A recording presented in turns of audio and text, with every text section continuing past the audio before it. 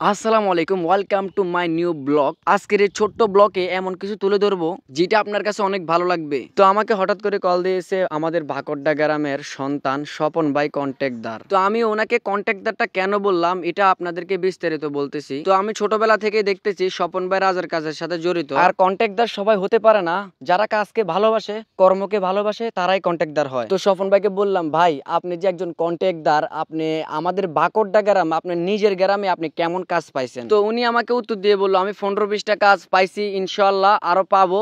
আর উনি বলতেছে যে কিছু কাজ বাকি আছে, এখনো চলামালিক চলতেছে। আরেকটা জিনিস আপনাদেরকে তুলে ধরতেছি, এই যে মানুষগুলো কাজ করতেছে, আরে ভাই কাজের মধ্যে লজ্জা নাই, কর্মের মধ্যে কিসের লজ্জা? আপনি কি চুরি করতেছেন? আপনি তো চুরি করতেছেন, আপনি কর্ম করতেছেন। হাজারো মানুষ, হাজারো পোলাপাইন এখন শুধু লজ্জার কারণে কিছু করতে পারতেছে। আমার মন থেকে একটা কথা বলতেছি, যারা কর্ম করে খায়, মন থেকে বলতেছি তাদেরকে আমি অনেক ভালোবাসি। আমারও সময় গণায় চলে আসছে, কিছুদিন পরে চলে যাব আমিও দূর প্রবাসে। আমি যতই প্রবাস করি, কিন্তু আমার দেশকে আমি অনেক ভালোবাসি। আমার দেশে আমি আসতে হবে, আমার দেশকে আমি অনেক ভালোবাসি। আর কখনো আপনারা প্রবাসীদেরকে ছোট চোখে দেখবেন না, কারণ এক একটা প্রবাসী ফ্যামিলির জন্য, দেশের জন্য কত কষ্ট করে, নিজের চোখে না দেখলে কখনো বিশ্বাস করবেন না।